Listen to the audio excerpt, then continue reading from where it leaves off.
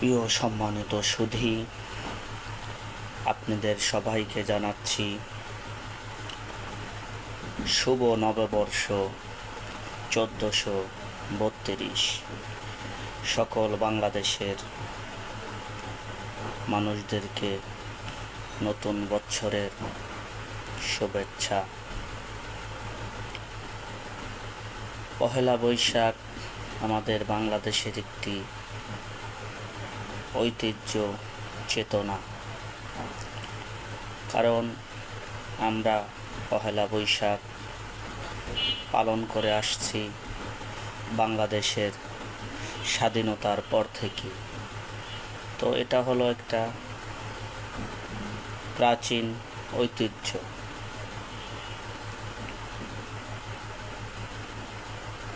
তো এর সাথে আরও দুই একটি কথা বলতে চাই। অনেকেই আমাদের মাঝে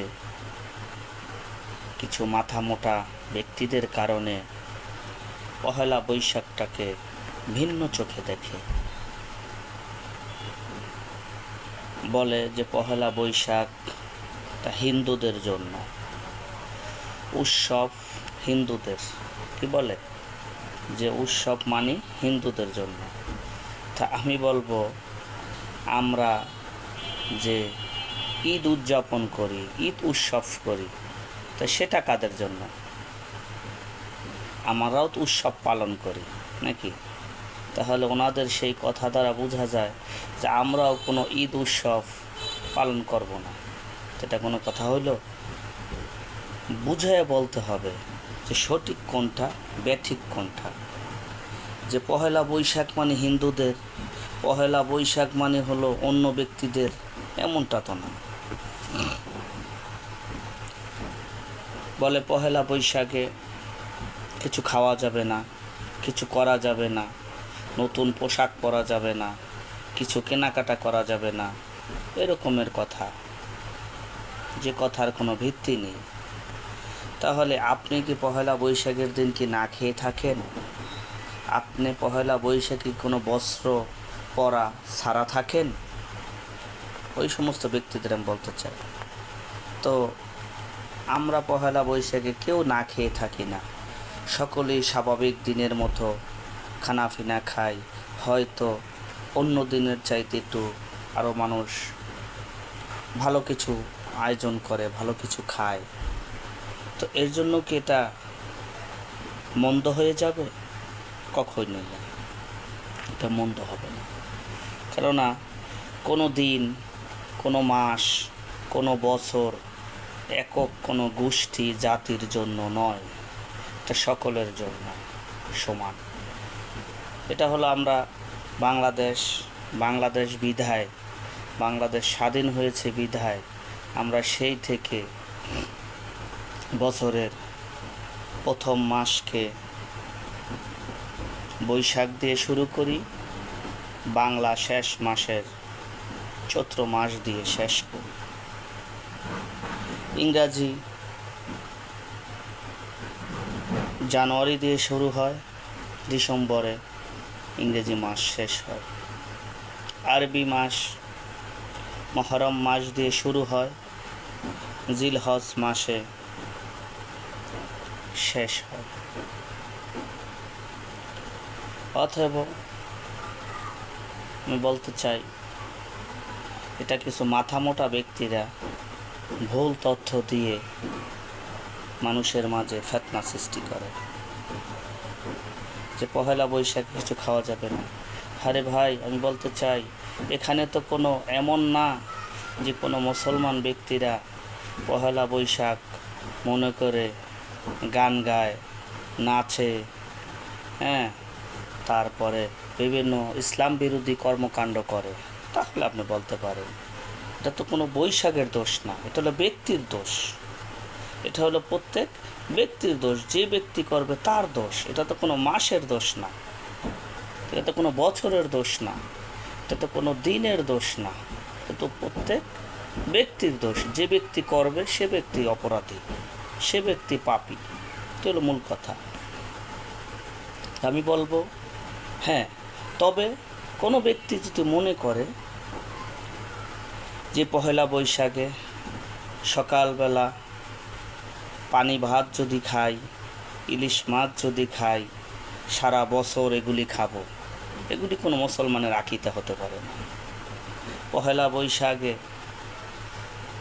যদি ঘরে পোলাও, গরুর গোশ, মুরগির ফ্রাই ইত্যাদি অনেক স্পেশালি যদি কিছু খানাফিনা পাক করে আর খাওয়ার সময় যদি বলে এগুলি খাইতেছি আগামী চৈত্র মাস পর্যন্ত এইভাবেই খামো, এর জন্য এগুলি পাকাইছি, এর জন্য এগুলা আয়োজন করছি, এগুলা কুফরি, এগুলি করা যাবে না। যদি বলে যে পহেলা বৈশাখে আমি নতুন কাপড় সকালে গায়ে ঢুকাইলাম এবং আগামী চৈত্র মাস পর্যন্ত এভাবে নতুন পোশাক প্রতিদিন পরব, এগুলো কুফরি মতবাদ, এগুলি মুসলমানের জন্য নয়। এই কথা মুসলমানের জন্য নিষেধ। তো বিষয়টা হলো এটা।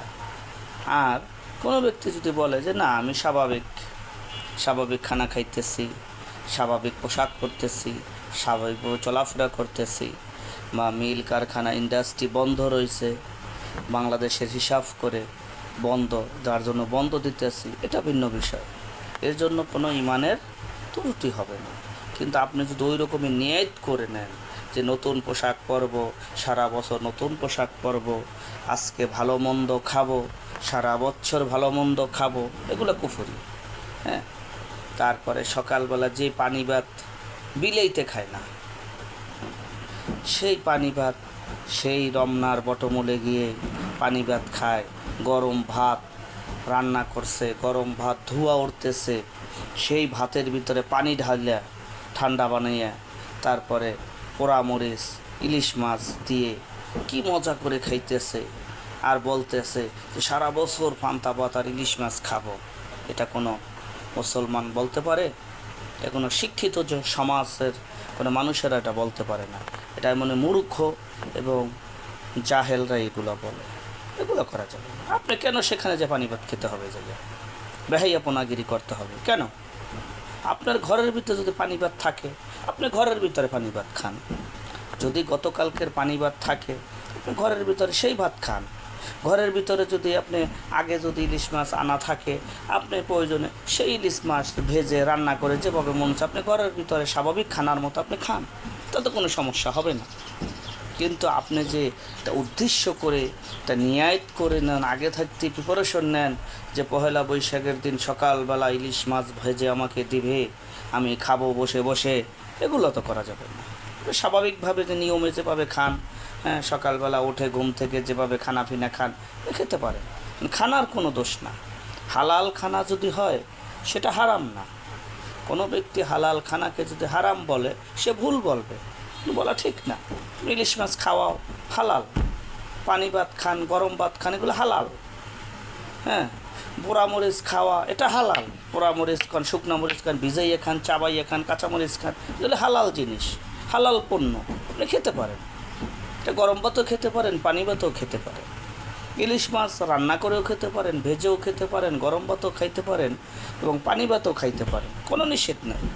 কিন্তু আপনি যদি একেবারে ধুমধামভাবে প্রিপারেশন নেন যে একেবারে পহেলা বৈশাখ সকালবেলায় খাবো, হ্যাঁ, সারা বছর এগুলি খাবো, এগুলো তো করা যাবে না। এগুলো তো মুসলমানিত্ব থাকবে না তাহলে বিষয়টা।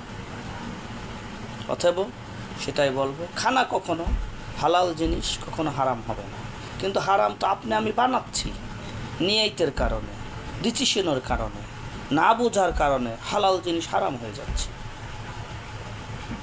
হ্যাঁ, একটা হিন্দু ব্যক্তি যদি একটা লাল জামা পরে, ঢোল তবলা দিয়ে যদি একটা আপনার গায়ে জামা পরে, আপনিও যদি সেই জামাটা কিনে আনেন যদি পহেলা বৈশাখ উদ্দেশ্য করে, তাহলে তো আপনি মুসলমানিত্ব থাকবে না। ঢোল মুসলমানের না, বাদ্যযন্ত্র মুসলমানের না, গিটার তবলা বেহালা এগুলা ছবি থাকে জামার ভিতরে, সেগুলি পইরে আপনি নামাজ পড়তেছেন।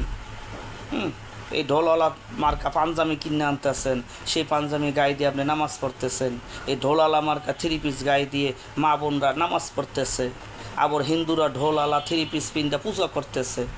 হিন্দু ছেলেরা ঢোলওয়ালা পাঞ্জাবি পইরা পূজা করতেছে মন্দিরে, তাহলে তো সেম তাদের পোশাকই আপনি পরলেন, তাহলে তো হিন্দু আর মুসলমানের কোনো পার্থক্য রইল না।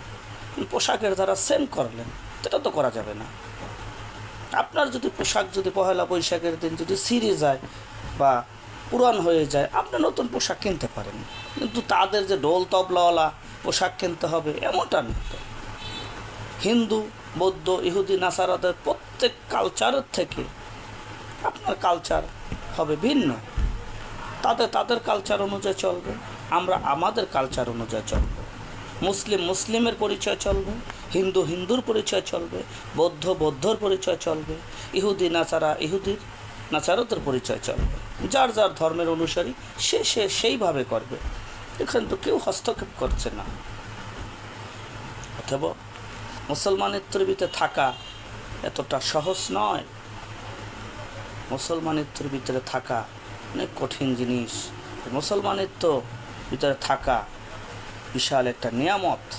তাই বলবো আমি, আপনারা কোনো কিছুর কারণে, কর্মকাণ্ডর কারণে এই দিনটাকে বেইজ্জতি করিয়েন না, মাসটাকে বেইজ্জতি করিয়েন না, খানাপিনাকে হারাম করিয়েন না।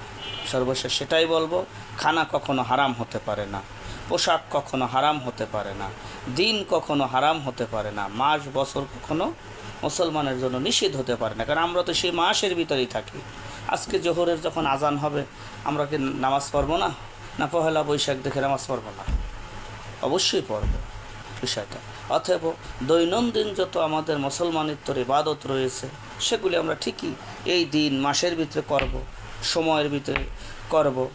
সো আপনারাও আপনাদের সময় অনুযায়ী করবেন, কিন্তু আমাদের কিছু কর্মকাণ্ডের কারণে আমরা সেই দিনগুলি মাসগুলি থেকে মুসলমানিত্ব থেকে খারিজ হয়ে যাচ্ছি। তো সেগুলি করা যাবে না। একটা চিন্তা করতে হবে, আমরা মুসলিম, আমি মুসলিমের কাজ কি, আমি কোন কাজ করলে মুসলমানিত্ব চলে যাবে, কোন কাজ করলে মুসলমানিত্ব টিকে থাকবে, সেগুলো আমাদের চিন্তা করতে হবে। হুট করে একটা কথা বলা যাবে না, হুট করে একটা কাজ করা যাবে না, হুট করে কোনো দিকে যাওয়া যাবে না, হুট করে কোনো ডিসিশন নেওয়া যাবে না।